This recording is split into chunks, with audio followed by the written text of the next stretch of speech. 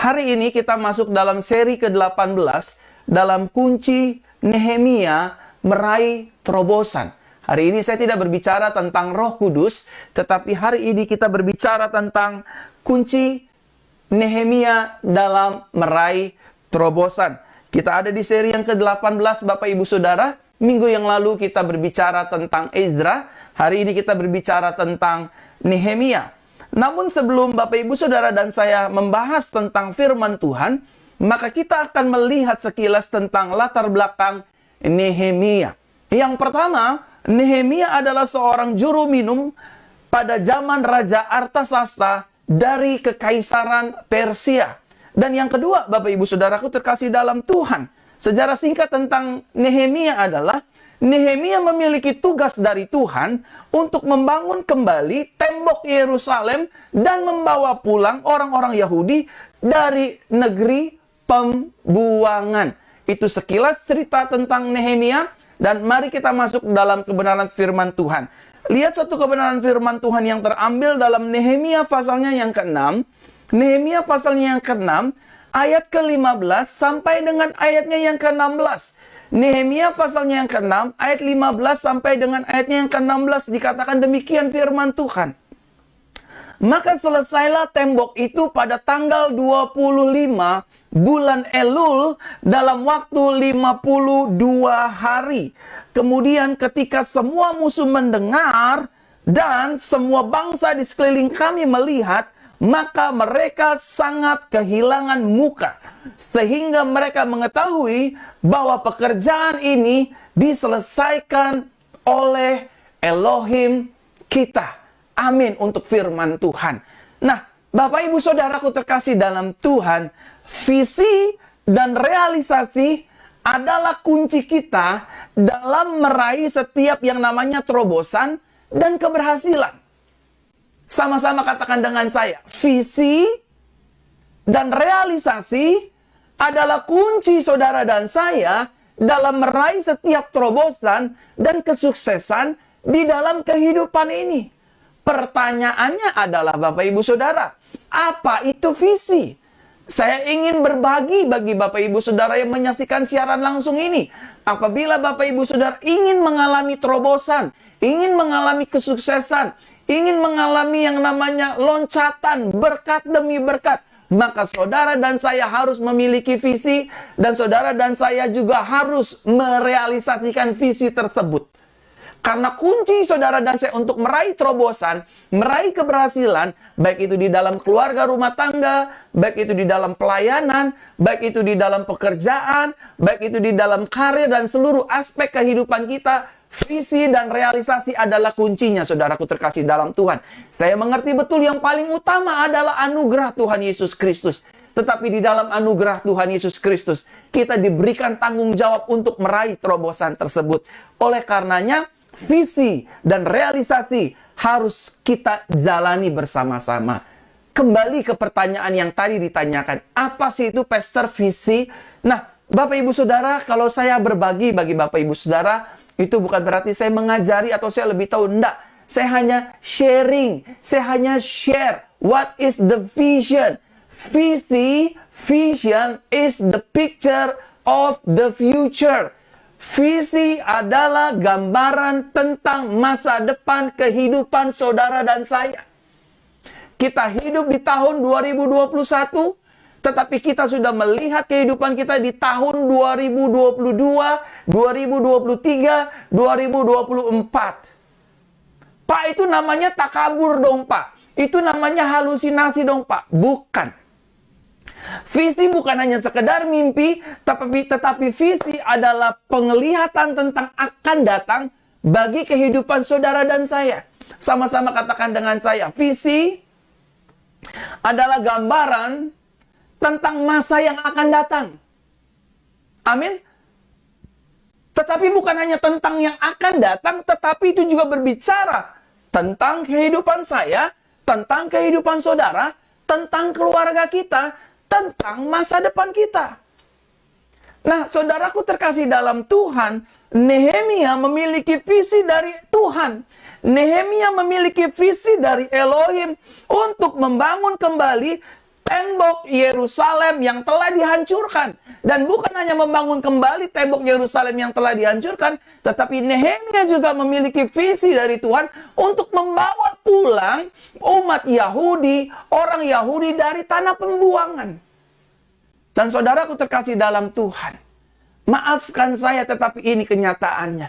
Banyak orang Kristen, banyak anak Tuhan dalam hidup hari-hari ini, menjalani hidup hari-hari ini, menjalani bisnisnya, menjalani rumah tangganya, menjalani pelayanannya. Mereka tidak memiliki visi. Tahukah saudara, visi itu datang dari Tuhan? Beda ambisi, beda dengan visi. Visi itu fokusnya selalu tentang Tuhan. Ambisi itu fokusnya selalu tentang kita. Dan Tuhan menginginkan saudara dan saya memiliki visi. Sebesar apapun visi yang Tuhan beri, realisasikan visi tersebut. Kalau saudara ingin menikah, punya visi, lakukan visi saudara tersebut. Tuhan, saya akan menikah di tahun sekian. Saya akan berbahagia di tahun sekian. Saya akan punya pabrik di tahun sekian. Saya akan punya toko di tahun sekian. Saya akan menjadi orang terkenal di tahun sekian. Saudara punya visi, harap direalisasikan. Karena visi itu datang dari Tuhan. Kalau ambisi datang dari keinginan hati kita. Kita mau kita terpandang, kita mau kita terkenal, kita mau semua orang sujud sama kita. Ini ambisi. Tetapi visi tujuannya untuk mempermuliakan nama Tuhan. Amin, Bapak Ibu Saudaraku terkasih dalam Tuhan. Nah, banyak orang-orang Kristen dalam menjalani kehidupan ini, mereka nggak punya visi. What sera-sera will be. Ya udahlah hari ini, ya jalanin aja lah hari ini, besok bagaimana lah urusan besok. Nah, mereka tidak punya tujuan yang jelas. Mereka tidak punya arah kehidupan yang jelas. Banyak rumah tangga Kristen bercerai karena tidak ada visi di dalamnya. Banyak pernikahan Kristen berantakan di tengah jalan karena tidak punya tujuan yang jelas. Mau dibawa kemana rumah tangga ini? Ada banyak pelayan-pelayan Tuhan keluar dari pelayanannya karena nggak punya visi. Tetapi malah memiliki ambisi. Sehingga pada akhirnya bikin gaduh di gereja, bikin masalah di gereja, keluar dari gereja, dan lain sebagainya. Saudaraku terkasih dalam Tuhan, ada banyak karyawan-karyawan Kristen tidak naik karirnya, tidak up karirnya, tidak dapat apa-apa karena tidak memiliki visi. Lihatlah orang-orang yang berhasil, mereka memiliki the picture of the future. Punya visi dari Tuhan. Nehemia, meskipun dia seorang juru minum Raja Artasasta, tapi dia memiliki visi dari Tuhan. Aku akan membangun kembali tembok Yerusalem yang runtuh. Aku akan membawa pulang kembali umatku Yahudi untuk kembali dari tanah pembuangan. Bapak, Ibu, Saudaraku terkasih dalam Tuhan. Jika hidup kita ingin mengalami terobosan dan keberhasilan, maka saudara dan saya harus memiliki visi atau arah yang jelas dari Tuhan. Saya mau kemana? Pelayanan saya mau bagaimana? Oleh karenanya Bapak Ibu Saudara, setiap Senin ada pendalaman firman oleh Tuhan lewat pelayanan saya. Pelayanan gereja ini. Hari Rabu selalu ada doa mujizat secara korporat. Hari Jumat ada doa kesembuhan bagi wanita-wanita. Hari Minggu saat seperti ini ada pendalaman firman Tuhan tentang seri terobosan. Saya mendapatkan visi dari Tuhan. Nanti setiap hari Senin kita akan belajar tentang 7 mujizat Yesus dalam kitab Injil Yohanes. Jadi selama 7 Senin kita akan belajar tentang mujizat Yesus di Injil Yohanes. Tuhan beri visi, Tuhan beri gambaran, penglihatan tentang hari esok. Ada banyak orang-orang hari-hari ini hanya memiliki mimpi. Hanya menjadi pemimpi tetapi tidak mau realisasi. Saudara terkasih dalam Tuhan, perlu kita sadari dengan hati yang penuh hormat, dengan kerendahan hati kita. Saya ingin menyampaikan, setiap visi dari Tuhan harus kita realisasikan. Kita harus jalankan. Sama-sama katakan dengan saya, visi yang dari Tuhan harus saya jalankan, harus saya realisasikan. Karena visi tanpa realisasi adalah suatu halusinasi. Sekali lagi saya ulangi bagi Bapak Ibu Saudara, visi tanpa realisasi adalah suatu halusinasi. Kita sedang berhalusinasi. Kita hanya kepingin kaya. Kita hanya kepingin terkenal. Kita hanya kepingin hidup berkelimpahan. Tapi kita tidak mau bertindak, bekerja, dan berjuang. Ini namanya halusinasi. Tetapi sebaliknya, visi membuat kita bertindak. Meskipun itu pelan. Meskipun kita berjalan sendiri. Ingat ya, visi meskipun dia berjalan hanya seorang diri, maka dia akan berhasil. Tetapi sebaliknya, meskipun dia berjalan dengan 1.000 orang, yang namanya ambisi, ujungnya akan hanya mendatangkan kehancuran.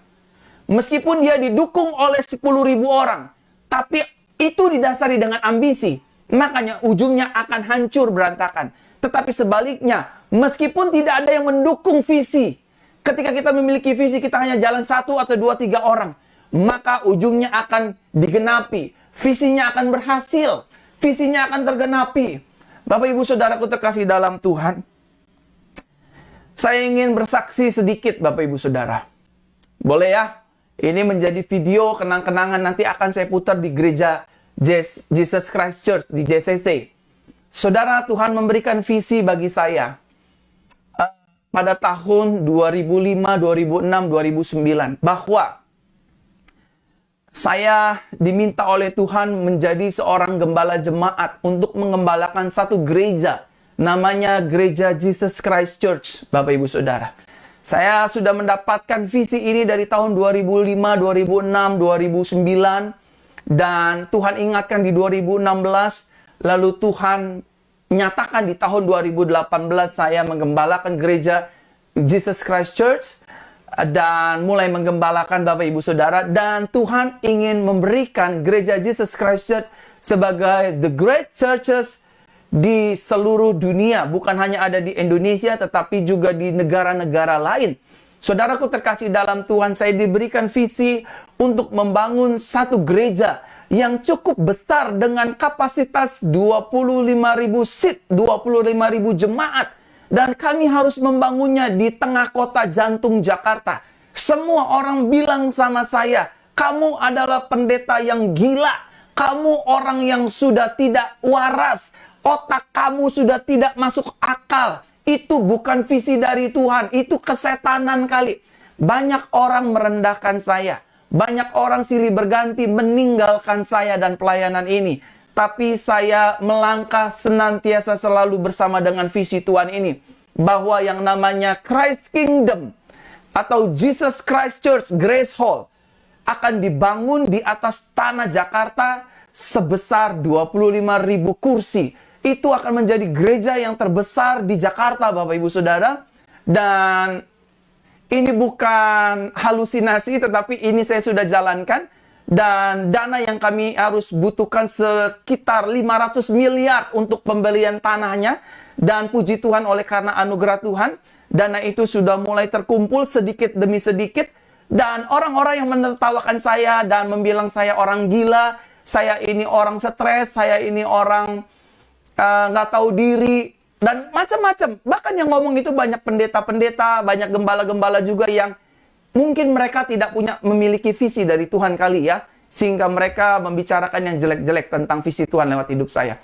Dan saya kumpulkan jemaat-jemaat Tuhan, saya katakan ini visi dari Tuhan, kita diminta untuk membangun untuk gereja segala bangsa, the great churches in Jakarta, the center of the city of Indonesia. Saudaraku terkasih dalam Tuhan, ini memang tidak mudah seperti membalikan telapak tangan, tetapi aku percaya kalau Tuhan yang sudah memulai, Tuhan yang akan menyelesaikan.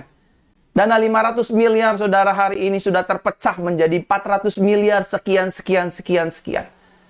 Dan sebelum gereja Christ Kingdom didirikan dengan begitu besar, wah, Pastor Verona ingin gaya-gayaannya bikin gereja besar. Enggak, ini maunya Tuhan.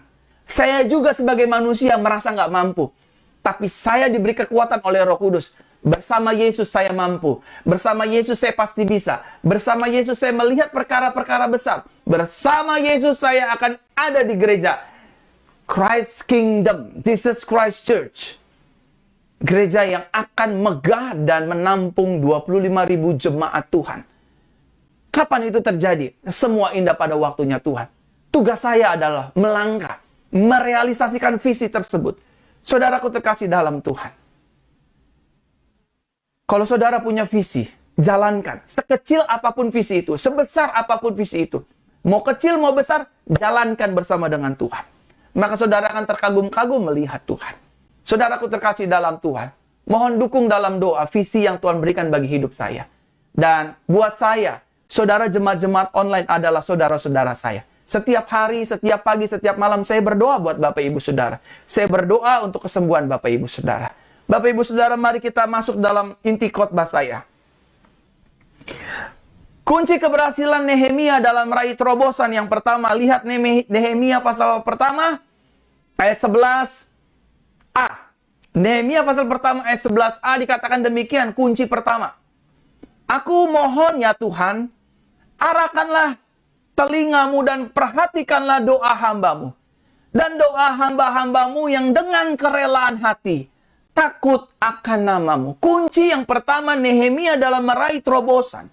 Yang pertama adalah Nehemia selalu berdoa terlebih dahulu. Sebelum Nehemia bertindak untuk melakukan segala sesuatu. Sama-sama katakan dengan saya. Sebelum saya melakukan segala sesuatu, maka saya harus berdoa dulu. Sebelum saya melakukan segala sesuatu, sebelum saya bertindak, maka saya harus berdoa terlebih dahulu. Sebelum saudara berumah tangga, sebelum saudara menikah, sebelum saudara memilih pasangan hidup, sebelum saudara memilih pacar, sebelum saudara memilih istri, sebelum saudara memilih suami, sebelum saudara memulai bisnis saudara, sebelum saudara memulai pelayanan saudara, sebelum saudara memulai seluruh aktivitas Bapak Ibu Saudara, pastikan saudara mendoakannya terlebih dahulu. Mengapa kita harus mendoakannya terlebih dahulu? Karena di dalam doa selalu ada tuntunan Tuhan. Di dalam doa selalu ada bimbingan Tuhan. Di dalam doa selalu ada penyertaan Tuhan. Di dalam doa selalu ada berkat-berkat Yesus dalam kehidupan kita. Di dalam doa selalu ada kemenangan dan hikmat-hikmat yang baru dari Tuhan. Oleh karenanya Nehemia tahu betul. Nehemia dapat visi dari Tuhan. Gak mudah. Harus membangun kembali tembok Yerusalem yang sudah diruntuhkan. Membawa pulang kembali umat Yahudi. Orang Yahudi dari tanah pembuangan. Kembali ke negerinya. Gak mudah. Tapi Nehemia mengetahui. Saya bisa melakukan itu semua kalau saya berdoa. Berdoa yang utama, yang terutama. Oleh karenanya Bapak Ibu Saudara, kenapa orang stres hari-hari ini menjalani kehidupan ini? Kenapa banyak pengusaha-pengusaha stres? Kenapa banyak pengusaha-pengusaha depresi? Kenapa banyak pelayan-pelayan Tuhan depresi? Kenapa banyak pelayan-pelayan Tuhan stres? Kenapa banyak hidup anak Tuhan tertekan? Kenapa banyak hidup orang tua ngurus anak pada akhirnya stres? Karena nggak dimulai dengan doa dulu. Mereka berpikir, mereka menganggap saya bisa, saya mampu, saya punya pengalaman, saya hebat, saya ngerti semuanya, saya punya teman jenderal, saya punya teman hakim, saya punya teman pengacara top, saya punya teman pendeta terkenal.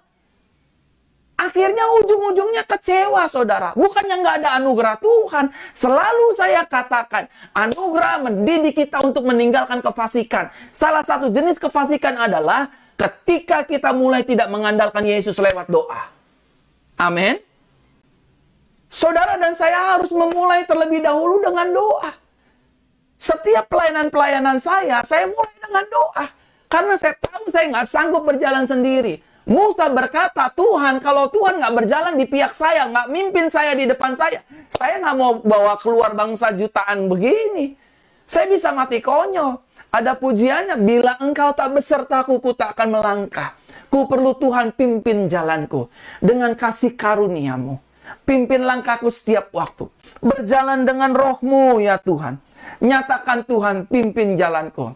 Dan berjalanlah besertaku. Musa seorang nabi Tuhan yang besar.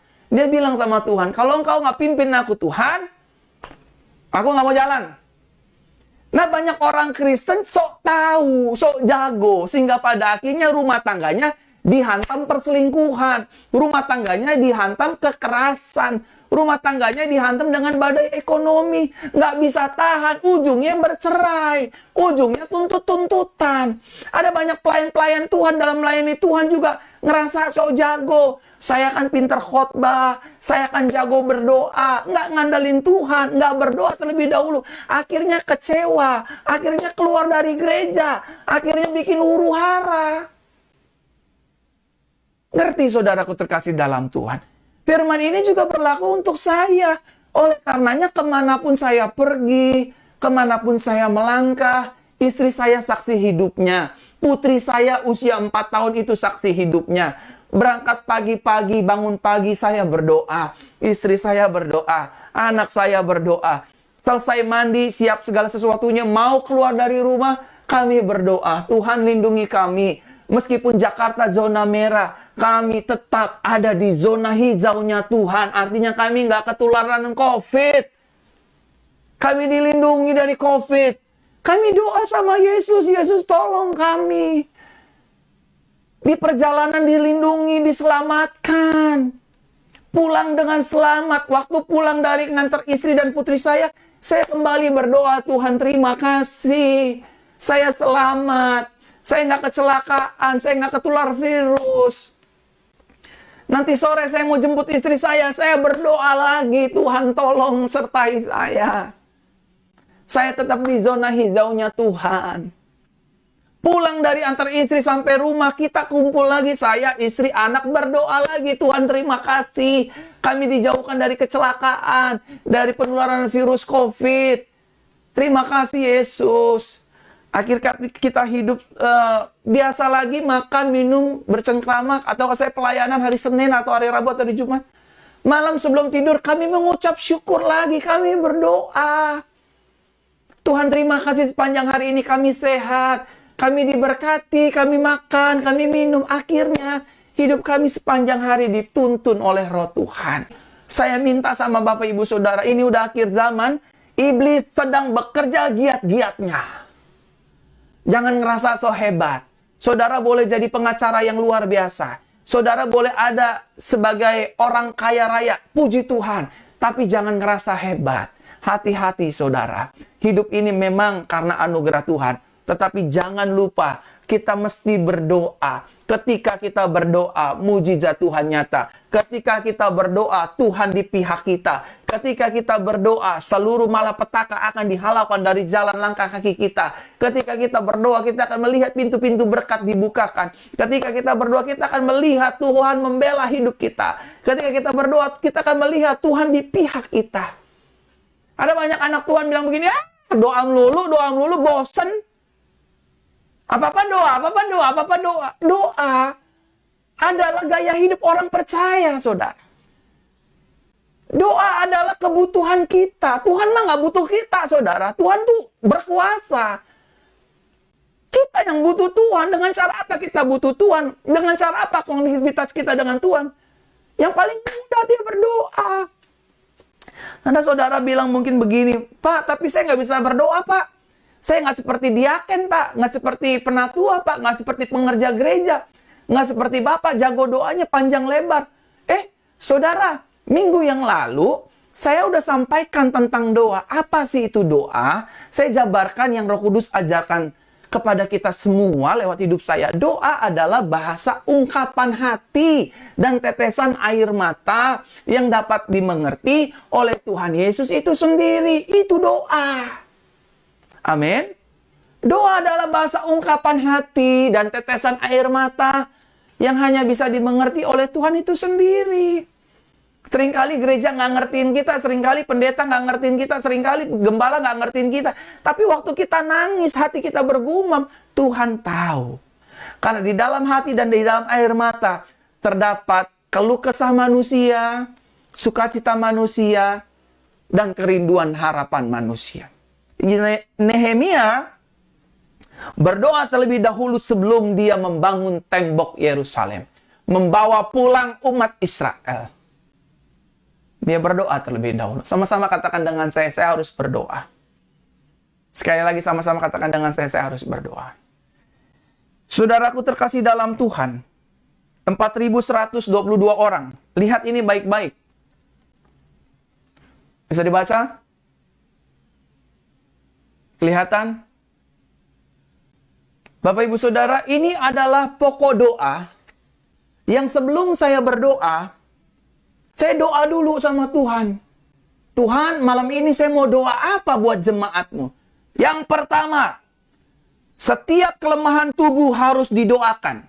Jadi 4.127, tolong bagikan siaran langsung ini. Setelah ini ada pokok-pokok doa kesembuhan, ada pokok-pokok doa mujizat. Saudara akan lihat banyak kesaksian. Yang kedua, sakit penyakit. Roh Kudus menghardik kelemahan tubuh, sakit penyakit. Yang ketiga, segala keterikatan, pornografi, onani, kekerasan dalam keluarga, narkoba dan rokok, minuman keras, seks bebas, ilmu hitam dan guna-guna, pesugihan dan panglaris, dan yang terakhir, pengurapan kuasa Roh Kudus. Lewat kuasa minyak urapan, lumpuh akan berjalan, tuli akan mendengar, bisu akan berkata-kata, tumor, kistamium, peranakan yang turun, sakit ginjal, lewat kuasa doa dan minyak urapan. Nanti kita akan adakan. Saudara akan disembuhkan. Amin. Nanti saya akan saksikan benar-benar kesaksian. Tapi saya lagi mengujinya ini, dalam minggu-minggu ini. Kuasa doa lewat minyak urapan. Yang kedua, Bapak Ibu Saudara, kunci keberhasilan Nehemia dalam meraih terobosan. Nehemia pasal kedua, ayat 20, bagian A. Nehemia pasal 2, ayat 20, bagian A. Nehemia pasal kedua, ayat 20a, dikatakan demikian. Lalu aku menjawab dan berkata kepada mereka, Elohim semesta langit, dialah yang membuat kami sukses. Lihat ya, dialah yang membuat kami sukses. Dan kami adalah hamba-hambanya yang akan bangkit dan telah siap untuk membangun.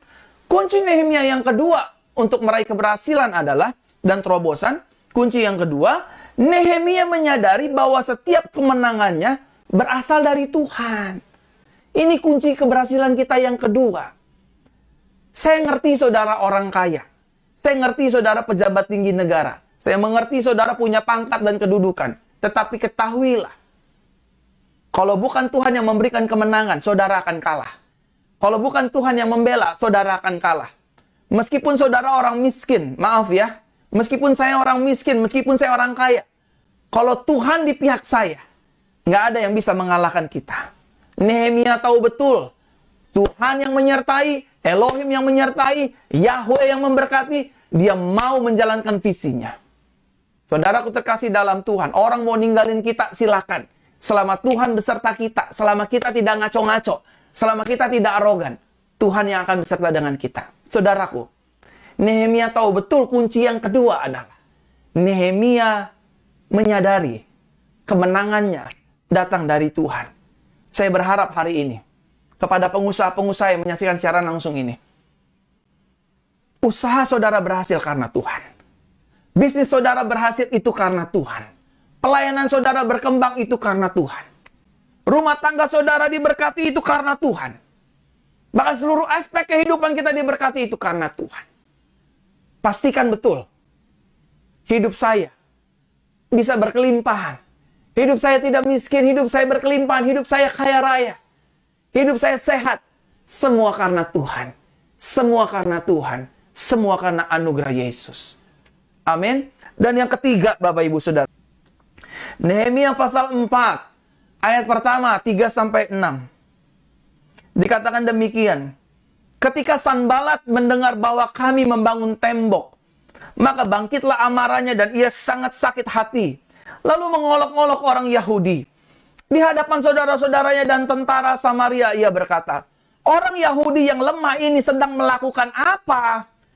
Apakah mereka akan membentengi dirinya? Apakah mereka akan berkurban? Apakah mereka akan menyelesaikannya dalam sehari? Apakah mereka akan menghidupkan kembali batu-batu dari tumpukan puing yang sudah terbakar? Dan Tobia orang Amon yang berada di sampingnya juga berkata, walaupun mereka membangunnya, jika seekor rubah merobos, maka rubah itu akan merobohkan tembok batu mereka. Sekarang lihat Nehemia 4 ayat 6. Jadi, kami terus membangun tembok itu hingga tersambung semuanya sampai setengah tingginya. Karena seluruh bangsa bekerja dengan segenap hati. Kunci ketiga yang terakhir terobosan Nehemia adalah Nehemia tidak fokus dengan ucapan mulut orang lain. Sama-sama katakan dengan saya nggak boleh fokus dengan mulut orang lain. Nehemia mendapatkan visi dari Tuhan untuk membangun kembali tembok Yerusalem yang runtuh dan membawa pulang orang tahanan, buangan Israel kembali ke tanahnya. Tetapi tiba-tiba muncul Sanbalat dan Tobia berkata, orang Israel ini, orang Yahudi ini orang gila kali. Mau bangun tembok dalam sehari. Ntar kalau ada rubah nyentuh temboknya juga runtuh. Saudaraku terkasih dalam Tuhan, Nehemia tidak terpengaruh telinganya, imannya, pengharapannya karena mulut orang yang tidak bertanggung jawab. Hari-hari ini, maafkan saya. Kalau ada di antara Bapak Ibu Saudara yang hari-hari ini diomongin banyak orang. Kalau hari-hari ini ada di antara Bapak Ibu Saudara yang usahanya diomongin banyak orang. Bisnisnya diomongin banyak orang. Pelayanannya diomongin banyak orang. Nggak usah takut. Mulut sampah itu tidak akan berlaku atas hidup kita. Amin. Biar mampus lo rumah tangga lo, biar hancur rumah tangga lo, biar hancur pelayanan lo, biar hancur kerjaan lo. Dalam nama Yesus saya berani katakan itu tidak akan terjadi. Karena hidup kita tidak ditentukan oleh mulut orang lain. Sama-sama katakan dengan saya, hidup saya, pekerjaan saya, pelayanan saya, keluarga saya tidak ditentukan oleh ucapan orang lain. Hidup saya, pelayanan saya, keluarga saya, seluruh hidup saya hanya ditentukan oleh ucapan Yesus Kristus. Amin. Nehemia tetap pegang visi. Meskipun diomongin sama Sanbalat, meskipun diomongin sama Tobia, dia nggak ngaruh, saudara. Ada banyak orang mengutuki hidup saya. Nggak ngaruh, saudara. Bukan berarti saya sombong atau arogan. Saya tahu siapa yang ada di dalam saya. Christ in me. Saya nggak mau nyakitin orang. Siap kita pasti punya salah. Tapi kita tinggal minta ampun sama Tuhan dan kita nggak usah lakuin itu lagi. Amin, saudaraku terkasih dalam Tuhan. Jangan fokus dengan ucapan orang lain. Fokus dengan janji Tuhan. Sama-sama katakan dengan saya, fokus dengan janji Tuhan. Orang mau ngomongin saya, Pastor Verona itu aneh-aneh aja. Masa doa pakai minyak urapan? Bos, itu lihat di Instagram saya kesaksiannya asli atau palsu. Yesus bilang dari buahnya kita kenal orang ini. Itu apa? Pastor Verona pakai minyak urapan, bos. Yang lumpuh jalan, bos. Orang yang lumpuh didoain pakai minyak urapan yang udah kita doain jalan. Orang yang buta lihat, bos. Orang yang tulangnya bengkok didoain pakai minyak urapan, kuasa minyak urapan di dalam nama Yesus, tulang bengkoknya rata. Nggak percaya? Lihat tuh kesaksiannya di Instagram Pastor Verona Official. Pastor Verona itu ada-ada aja. Ngedoain orang pakai air hangat didoain kayak dukun. Enggak, dukun ngikutin kita. Sebelum dukun ada anak Tuhan dulu, ada nabi Tuhan dulu. Enak aja dukun. Nggak level kita sama dukun. Dia di bawah kita. Kita anak raja, kita anak Tuhan. Amin. Air ini air biasa. Ketika kita doakan, kita tumpang tangan. Bapak Ibu, ada peranakan perempuan disembuhin. Ada orang hamil anggur dipulihkan. Bagaimana saya mau nyangkal? Bagaimana? Ya tapi kan Yesus nggak pakai air. Yesus kan nggak pakai. Kalau nggak mau ikutin ibadah ini, nggak usah ikut, nggak usah nonton. Saya melayani Bapak Ibu Saudara itu supaya imannya kuat. Saya juga nggak mau doa-doain pakai begini-beginian. Pakai air-air begini, tapi yang suruh saya itu Roh Kudus. Ambil air, tiba-tiba saya harus ambil air nih. Nih, semua wanita yang punya sakit dalam, dengar baik-baik, saya ngomong di dalam nama Yesus. Engkau akan sembuh lewat kuasa Yesus, lewat air ini. Wanita-wanita yang ingin hamil, jangan kaget kalau kandungannya, peranakannya tiba-tiba panas. Tuhan akan urapi lewat air ini. Dan juga ini. Nama Yesus adalah menara yang kuat. Kesanalah kita berharap dan mencari keselamatan. Amin, saudara. Jangan fokus dengan ucapan orang lain. Ya, Orang lain mau bilang kita apa kayak, oh dia kan wanita malam dulunya. Dulunya dia kan penjina. Dulunya dia kan begini Pak Pendeta. Udahlah, nggak usah ngomongin orang lah. Mending pulang ke rumah masing-masing, ambil kaca gede-gede ngaca. Apakah hidup kita udah benar? Apakah mulut kita udah benar? Kalau hidup kita masih kurang, mulut kita masih kurang, nggak usah ngomongin orang. Lebih baik urus diri kita masing-masing. Oh, saya masih kurang di sini. Oh, saya masih kurang di sini, saya harus perbaiki. Ngapain ngurusin orang lain? Hidup udah susah, jangan dibikin susah. Amin, Bapak Ibu Saudara. Ingat, kunci keberhasilan Nehemia yang pertama adalah Nehemia berdoa terlebih dahulu sebelum ia bertindak. Yang kedua, Nehemia sadar kemenangannya, keberhasilannya, terobosannya terjadi karena pembelaan penyertaan Tuhan. Dan yang ketiga, Nehemia nggak mau tahu orang mau ngomong apa kek, orang mau jelekin kek, orang mau hina kek, orang mau kutukin kek. Saya percaya hidup saya ditentukan perkataan Yesus. Amin. Amin, saudara. Saya tuh jarang minta-minta uang sama jemaat. Bukan jarang, nggak pernah saya minta-minta uang. Gereja JCC nggak jalanin persembahan. Tapi sampai hari ini, oleh karena kemurahan Tuhan, ya di atas ya saya ngomong, Tuhan pelihara saya. Tuhan pelihara penggembalaan gereja ini. Saya mengucapkan terima kasih buat Bapak Ibu Saudara yang sudah memberikan persembahan dan perpuluhan bagi gereja JCC. Terima kasih, saya berdoa Tuhan memberkati. Tapi saya tidak meminta-minta Bapak Ibu, tolong dong kasih persembahan buat gereja kami dong, sumbang dong, sini dong. Enggak. Saya mengandalkan Yesus. Saya mengandalkan Yahweh. Saya mengandalkan Elohim. Karena firman-Nya jelas, diberkatilah orang yang mengandalkan Yahweh, yang berharap kepada Yahweh. Amin, Bapak Ibu Saudara. Kiranya firman Tuhan yang singkat ini dapat menjadi berkat. Amin untuk firman Tuhan.